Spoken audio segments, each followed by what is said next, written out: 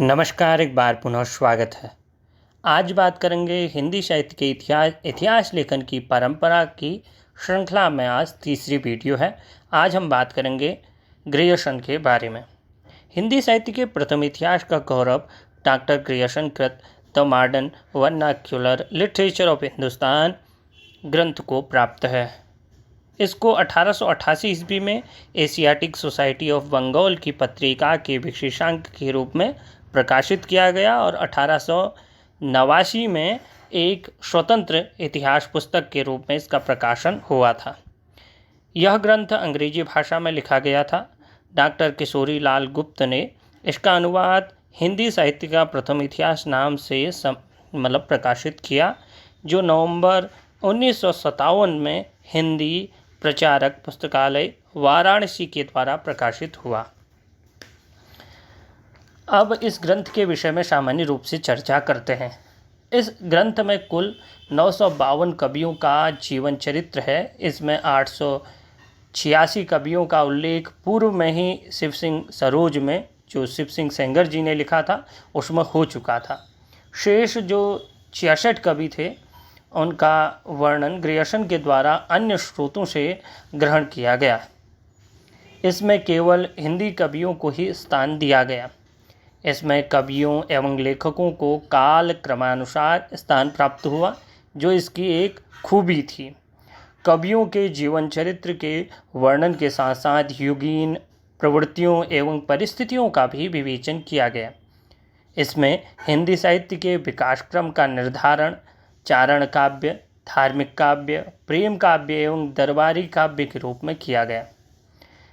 George Grierson के द्वारा जो आधारभूत जिन ग्रंथों को इन्होंने आधार ग्रंथ माना, ऐसे 18 ग्रंथ थे, जिसमें नाभादास द्वारा लिखा गया भक्तमाल, शिव सिंह के द्वारा लिखा गया शिव सिंह सरोज, या फिर जॉर्ज ग्रियर्सन के द्वारा लिखा गया इतिहास ग्रंथ, इनकी सहायता ली गई। कुल मिलाकर के 18 ग्रंथों की इन्होंने सहायता ली।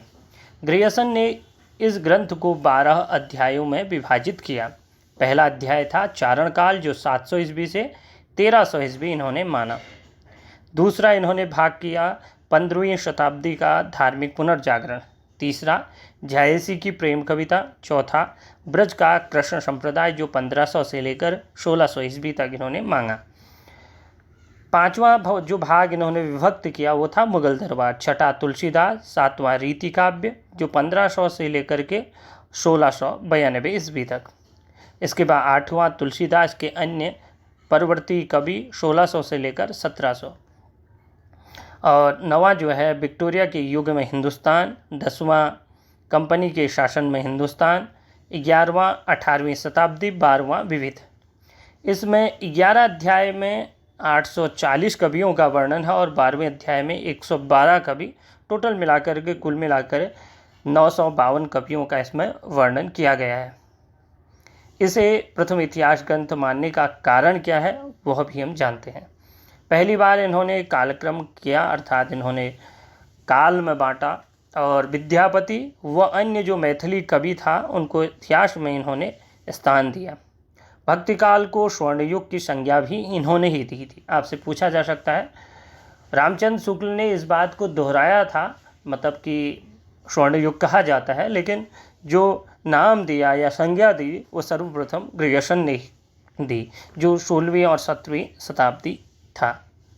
सच्चे अर्थ में हिंदी साहित्य का सर्वप्रथम इतिहास ग्रियर्सन ने ही लिखा। इस इतिहास ग्रंथ में 14वीं शताब्दी के संबंध में कुछ कहा नहीं गया है, ये इसकी एक कमी है। जॉर्ज ग्रियर्सन ने हिंदी को अंग्रेजी के द्वारा आविष्कृत भाषा माना, ये भी एक आप कमी मान सकते हैं। आचार्य रामचंद्र शुक्ल ने रचना को इतिहास पुस्तक के रूप में स्वीकार नहीं किया, क्योंकि आपको पता होगा कि रामचंद्र शुक्ल एक बहुत बड़े आलोचक थे। उन्होंने इसे कहा बड़ा वृत्त संग्रह कह दिया। जॉर्ज ग्रियर्सन ने हिंदी भाषा के लिए 3 महत्वपूर्ण कार्य किए। एक तो उन्होंने अपनी पुस्तक लिखी, पुस्तक का नाम था the modern vernacular literature of Hindustan, जो 1888 में आया। और इसके अलावा भारतीय भाषाओं का सर्वेक्षण लिंग्विस्टिक सर्वे ऑफ इंडिया, यह कार्य 1902 से प्रारंभ हुआ और 1909 में समाप्त हुआ। तुलसी का वैज्ञानिक अध्ययन भी इन्होंने किया। इन्होंने तुलसी पर कोई ग्रंथ नहीं लिखा, लेकिन 1886 ईस्वी से लेकर के 1921 ईस्वी तक तुलसी पर 1 दर्जन फुटकर निबंध लिखे थे। इनका सर्वप्रथम वाचन प्राच्य विद्या विशारद सभा वियना में किया गया। ग्रियर्सन ने 1889 ईस्वी में रामचरितमानस की 126 प्रकाशित और हस्तलिखित प्रतियों के आधार पर रामचरितमानस का संपादन करके उसे खड्ग विलास प्रेस बांकीपुर पटना से प्रकाशित किया। ग्रियर्सन ने रस के लिए स्टाइल शब्द का प्रयोग किया। शिव सिंह सरोज में कवियों की उपस्थिति का जो समय दिया गया है, ग्रियर्सन ने उन कवियों का वह उत्पत्ति काल माना है, अर्थात उस समय वो उत्पन्न हुए, ऐसा ग्रियर्सन का मानना है। ये था ग्रियर्सन के बारे में जो महत्वपूर्ण बातें हैं जो हमें जाननी चाहिए, वो आज हमने बात करी। इसी प्रकार की ज्ञानवर्धक रोचक वीडियो पाने के लिए हमारे इस चैनल को सब्सक्राइब करें, वीडियो को लाइक करें, शेयर करें, कमेंट करें। धन्यवाद।